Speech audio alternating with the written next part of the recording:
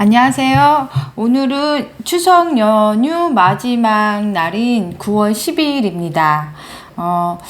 메일로 어떤 분이 상권 분석 좀 의뢰하셨고, 다른 질문을 좀 하셨어요. 본인이 차리려고 하는 그 입지하고, 이제, 동네 근처 마트가 있는데, 마트가 있는 경우 어떤지 문의 주셨는데, 참고로 이 상권 분석을 제가 나름 하지만 이게 정답이 아니에요. 굉장히 조심스러운 거고, 단지 저는 혼자 공부하면서 남의 다른 것도 파악하면서 평균 데이터의 근처에서 예상 매출액을 따져보는 계속 연습을 할 뿐이에요. 그래서 의뢰를 메일로 주시는데 이 자리는 정말 될 것 같습니다, 안 될 것 같습니다 라고 제가 확답을 드리기 힘들어요. 특히 이제 편의점도 요새 전에는 이제 점포를 차리기 전에 개발 담당자 분들께서 여기 뭐를 차리면 예상 매출액이 얼마이다 이렇게 얘기를 해주셨어요. 하지만 이제 본사 차원에서도 예상 매출액을 절대 말을 하지 않습니다. 예를 들어 200이 나올 자리라고 차렸는데 200 이상이 나오면 더 좋죠. 하지만 대부분 그게 안 될 경우 그 점주가 5년간 그걸 다 부담을 해야 되기 때문에 소송이 많이 들어왔어요. 그만큼 이 예상 매출액은 이걸 대신 제가 따져드리기가 힘든 부분입니다. 그래서 제 방송을 보시고 다른 분들도 차린 경험 이렇게 배우고 다른 분들 이렇게 보시고 상권 분석에 대한 조금 좋은 책들이 있어요. 그런 걸 보면서 조금 공부를 더 하시면서 내가 차리고 싶어하는 자리에 예상 매출액을 웬만하면 이제 근접해서 이렇게 따지는 연습과 모의 실험 같은 걸 해보셔야 돼요. 이게 되게 귀찮으시죠? 내가 이 자리 딱 차리고 싶은데 누가 딱 알려주고 싶은 거죠. 하지만 쉬운 건 없습니다. 우리가 모든 가정을 새롭게 하면 새로운 견해에서 어떤 일이나 사업이나 가게나 내 일을 해나갈 수 있어요. 가정은, 쉽지는 않다는 거. 이게 중요하다는 거고, 남들도 마찬가지예요. 그걸 하고, 안 하고의 차이지, 그 노력이 우리 인터넷으로 물건 최저가 하는 것만큼 비슷한 노력밖에 안 들어요. 하지만 이제 괜히 꺼려지는 것 뿐이니까 그냥 해보시라는 거예요. 그리고 이제 모의 실험처럼 다른 매장 예상 매출액은 내가 이렇게 다니면서 한번 파악해 보시면 충분히 실력이 늘 수 있다고 생각합니다. 그래서 오늘은 이제 동네 마트가 옆에 있는데 동네 마트나 할인점 옆에 아이스크림 점포를 차리려고 해요.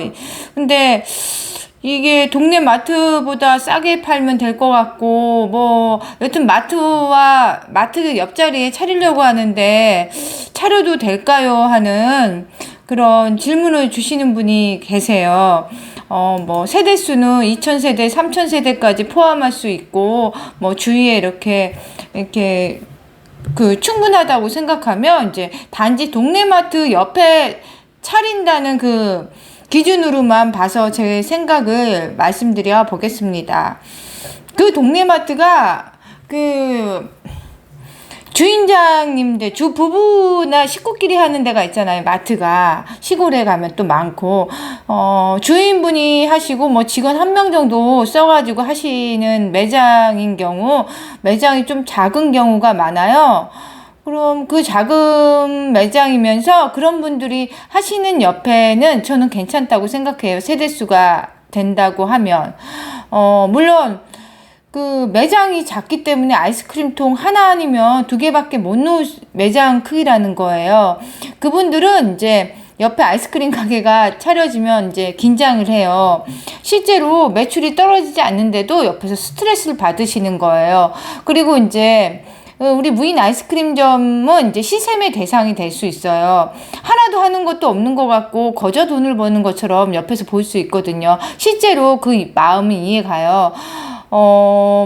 편의점이나 마트나 이런 데는 직원 써야 되고 급여를 줘야 되고 그리고 뭐 각종 뭐 사대보험 이런 거. 근데 무인 매장 같은 경우는 사람들이 계산해 나가고 괜히 이제 걔는 쉽게 돈 버는 것처럼 시샘의 대상이 돼요. 그리고 같은 업종이 또 들어오니까 더 좀 속으로 짜증이 나시는 거죠. 심리적인 거예요. 이런 경우에도 이제 그분들이 이제 스트레스를 받아요. 그리고 또 무인 매장 저희 같이 차리는 점포는 가게에 하루 종일 있는 게 아니어서 잠깐 있다 갈 수 있지만 그 옆에 있는 동네 마트나 할인점은 할인점 사장님은 거의 이제 거기 상주하다시피 하시는 마트가 많잖아요. 그럼 계속 고객이 뭐 애들이 뭐 한 500원짜리 하나 사와도 오가니까 우리 손님 뺏어가네 라는 생각을 충분히 할 수 있어요. 지켜보다 보면. 그래서 동네 그 옆에 마트가 하나 정도 있고 그게 조그만 가게 주인들이 하는 매장이라고 하면 들어와야 통이 하나밖에 더 들어오겠어요? 그래서 통 하나나 두 개밖에 안 들어와요. 통 두 개 정도 들어온다고 하면 그분들도 우리가 이제 무인 점포를 차리면 싸게 팔 거예요. 하지만 그분들은 그분들 싸게 파시라고 하고 우리는 이제 한 8평 정도만 돼도 아이스크림 통 7개 정도 놓고 뭐 얼음컵 넣고 이제 아이스 쪽에 치중해서 그런 데 같은 경우는 이제 옆에 점포를 생각해서 과자도 너무 싸게 파시는 건 서로 경쟁만 강화되니까 적당한 가격에 해놓으면 하물며 그쪽 할인점이나 마트가 아이스크림 원가로 판다고 해도 우리 점포는 이제 좀 구색이 많잖아요. 그래서 요즘 사람들은 이제 아이스크림 100원 싸다고 먹는 게 아니라 본인들 먹고 싶은 아이스크림 이런 것도 신기한 거 찾아서 오는 성향이 있거든요. 예를 들어 대형마트 옆에 베스킨라빈스가 생기면 대형마트든 뭐 할인마트 옆에 베스킨라빈스 생기면 할인 동네 마트가 슈퍼나 뭐 신경 쓰나요? 그런 거와 같은 거예요. 아이스크림 점포는 이제 품목이 이제 밥 한 바 쌍쌍바 이런 거 같은 거 같다고 해도 약간 아이스크림 할인점은 아주 다양해서 아이스크림만으로 이제 승부를 걸 수 있는 거죠. 그래서 옆에 할인마트가 주인장들이 하는 작은 마트 통을 하나 두 개밖에는 못 넣는 데면 그냥 저는 월세가 괜찮고 그러면 차려볼 것 같아요. 세대수가 맞는다는 전제. 그리고 바로 옆보다는 서로 스트레스가 되니까 아이스크림점은 이제 후면이나 측면으로 조금 월세가 좀 싼 데로 접근하시면 좋을 것 같고요. 동네 슈퍼나 마트가 근데 아이스크림 통 2개가 아니라 한 밖에까지 이렇게 설치하면 6개, 4개? 4개 정도는 갖다 놓은 사이즈면 그건 좀 고민하셔야 돼요. 그분들이 이제 그분들이 원가로 팔아서 뭘 남는 게 있다고 그 원가로 팔겠냐 하겠지만 이거는 심리적인 거예요. 그리고 우리가 아이스크림 점포를 차리는 이유가 뭘까요? 도매점들이 편하게 아이스크림을 다 갖다 놓잖아요. 우리의 수고는 뭐 청소하는 거하고 아이스크림 외에 과자 이런 진열하는 우리 수고가 적어지는 업종이잖아요. 그분들도 마찬가지세요. 동네 슈퍼든 뭐 대형 할인 점포든 큰 물류사 같은 경우는 잘 모르겠지만 동네 마트 정도는 아이스크림 도매점이 우리처럼 똑같이 갖다 놔요. 뭐 수고가 뭐가 더 늘겠어요. 전기세만 나오지. 그리고 그분들의 주 매출은 아이스크림보다 동네 슈퍼는 기타 생필품들이에요. 그게 또 필요해서 다 오시는 분들이라 그게 주 매출이고 아이스크림은 이제 서브로 갈 수 있는데 그분들이 이제 옆에 아이스크림 점포가 생기면 과자도 좀 팔고 나 혼자만 여기서 팔다가 옆에 오면 이제 짜증 나시죠. 그러니까 심리적으로 그냥 니들 이제 그리고 또 우린 하루 종일 가게 지키고 있는데 가게도 잘 안 오면서 편하게 돈 벌려고 한다. 사람의 시기 질투가 참 무섭거든요. 아이스크림 점포가 옆에 생겼는데도 이제 그 슈퍼는 더 잘 될 수가 있어요. 아이스크림 사러 안 오던 사람까지 와서 그 옆에 슈퍼에서 그 술이든 담배든 다른 생필품을 과일이든 이런 걸 사가셔서 사실 솔직히 저는 그 동네 슈퍼의 매출이 더 올라갈 거라고 생각해요. 하지만 그 가게에 하루 종일 지키고 계신 분들은 사고가 그렇게 넓지 않아요. 이거 비하하는 게 아니라 세상에 대한 가게를 오래 지키고 하루 종일 있다 보면 저도 그렇게 돼요. 그 옆에서는 뭐가 파니까 오늘은 이게 덜 팔렸다. 이런 자꾸 사고를 하게 되는 거예요. 그래서 인식하게 되고, 이제, 실제 그 아이스크림 점포가 옆에 생겼는데도 불구하고 매출이 안 떨어지거나 매출이 더 오르네? 하면 이제 그거는 자기들이 잘해준 거예요. 그리고 그것 때문에 조금 비 오는 날은 매출이 좀 적을 수 있잖아요?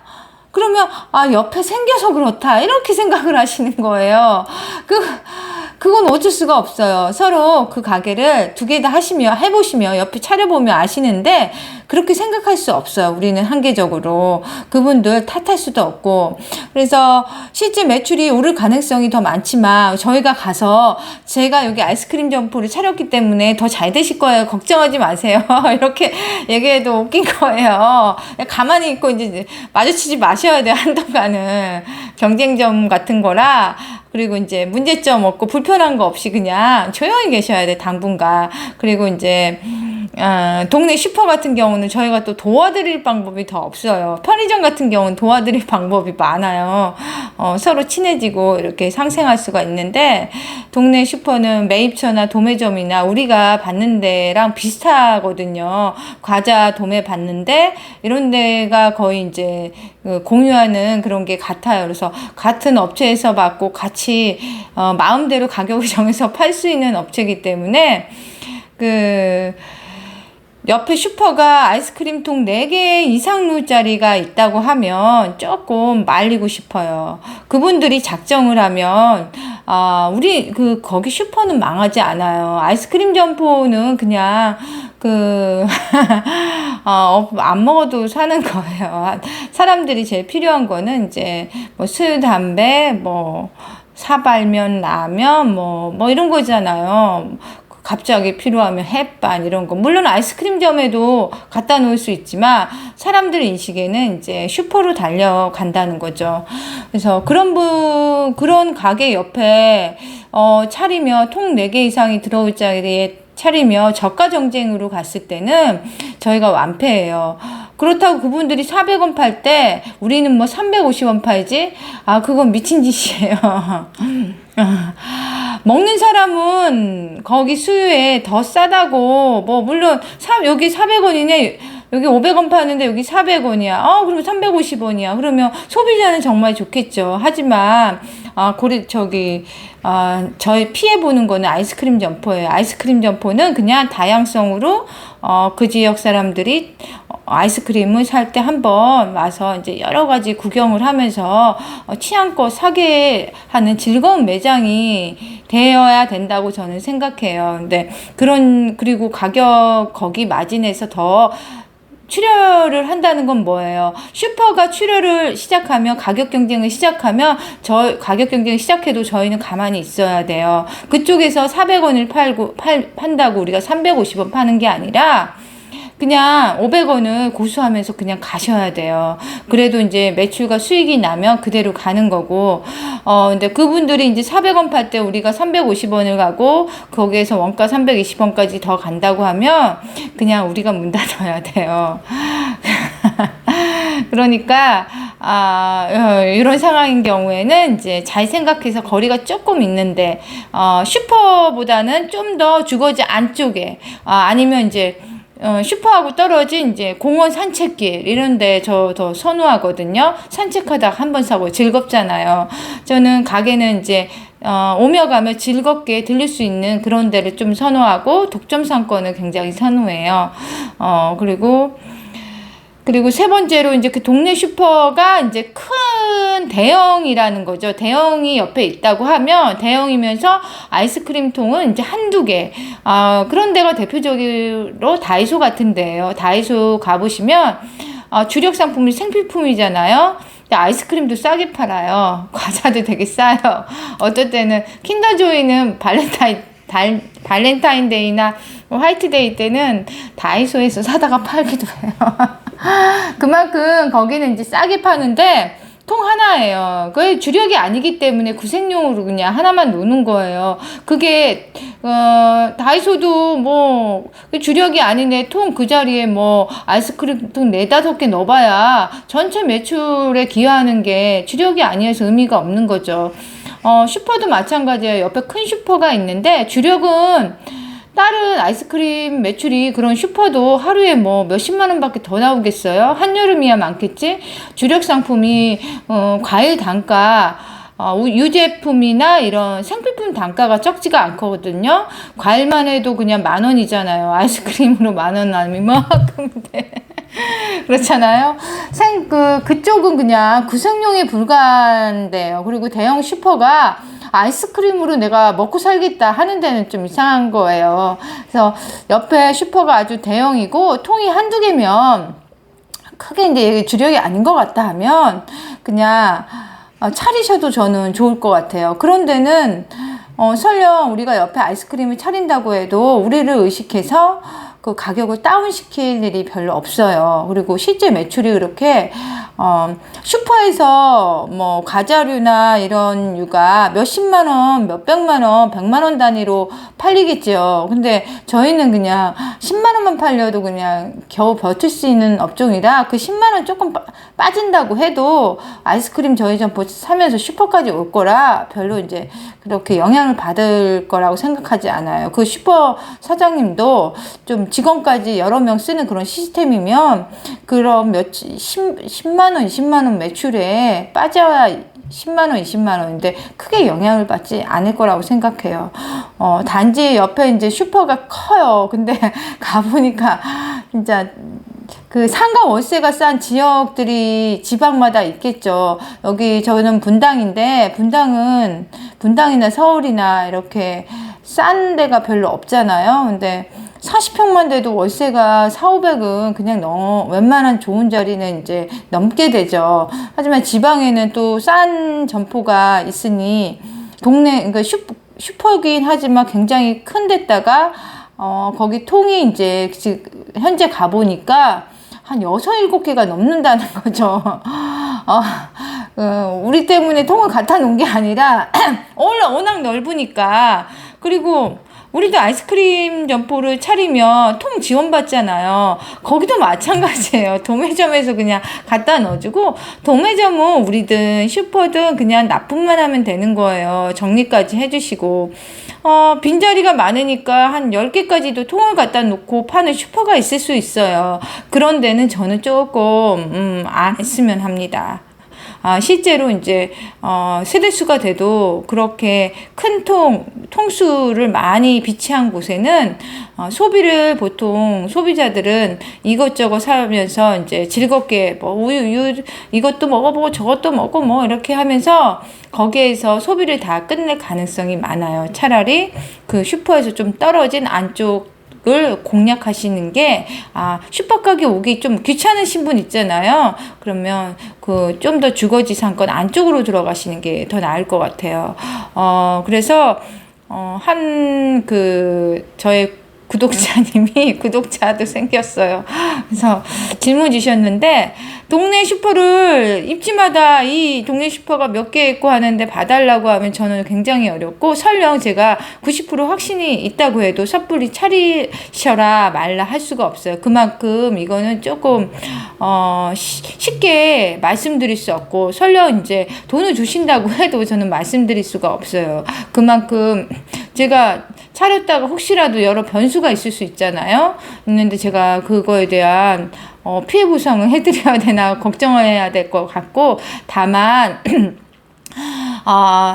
적을 알고 나를 좀 알아가면서 이렇게 도전을 하면 그 100가지 리스크가 있으면 그 중에 90개는 저희가 감당하거나 아니면 예견을 하거나 아니면 없애고 들어갈 수 있다는 거죠. 그래서 그 상권 제가 자세히는 안 봤는데 2, 3천 세대가 여기 와서 이제 슈퍼에서 물건을 사가는 입지고, 그리고 뭐 통수가 많지 않고, 그렇다고 하면 월세도 100만 원 미만이면 저 같은 경우에는 이제 좀 월세가 싼데 그 뒷면이 이렇게 있다고 하면 그 과자나 비매출은 아예 처음부터 구비를 안 해놓을 것 같아요. 옆에 슈퍼가 있는데 사람들은 거기 가서 살 가능성이 많아요. 한두 개는 사가겠지만 아이스크림 통만 놓고 차리면 이제 그 비용이 적게 들잖아요. 예를 들어 키오스크 계산대 하나면 되고, 에어컨은 지금은 설치 안 하셔도 되니까 에어컨도 어떻게 이제 있는 걸로 쓰다가 대신 이제 빈자리를 좀 많이 남겨주셔야 돼요. 통을 너무 처음부터 9평인데 뭐 10개 넣고 이렇게 할 필요는 없고, 내가 한 달에 여기에서 요즘 같으면 50만 원만 팔려도 정말 좋겠다. 그러면 또 승산이 있다. 겨울에는 30만 원. 그럴 것 같으면 통 한 6개 정도나 7개 정도? 많으면 7개? 그 통만 그 제공받고 그냥 간판 간단히 해서 그 키오스크도 중고로 해서 이렇게 한번 오픈을 시도적으로 물론 이제 시도하기 전에는 준비는 좀 하셔야겠죠.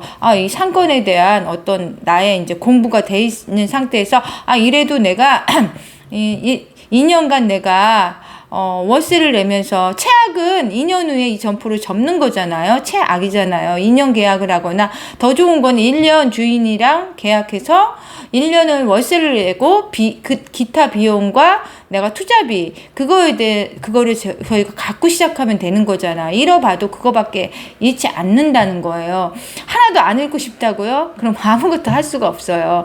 모든 것에는 이제 확률적으로 접근을 하셔야 돼요. 내가 50만 원 최소로 찾았는데도 내가 20만 원은 여기는 매출을 확실해. 근데 20만 원 매출이 나왔을 때 월세 정도는 낼 수 있어. 하지만 관리비나 이런 거는 내가 돈을 내야 돼. 최악을 가정했을 때 잃는 게 없으면, 잃는 게 아주 작으면 시도해 볼 만한 확률적인 그 가치가 있다고 생각하는 사람이에요.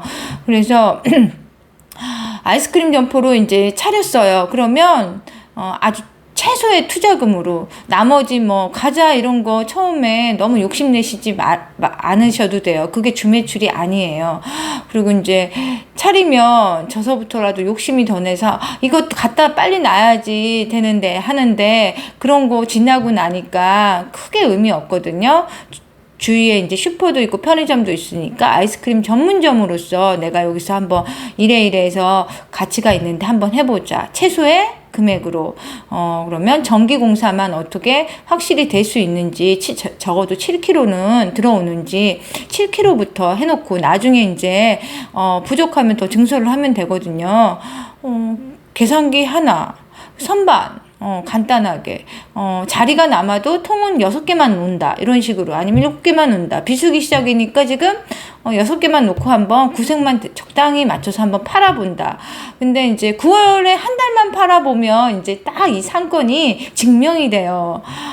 이 업종은 이런 업종이에요. 편의점도 마찬가지고 슈퍼도 마찬가지예요. 물론 시간 지나서 이제 모르던 사람이 와서 사가지고 있지만 이 상권이 가치가 있다 아니다는 오픈 첫 주면 오픈빨 이런 거 여기는 크게 없어요. 그게 이제 딱 증명이 돼요. 무섭죠? 네. 잠시만요.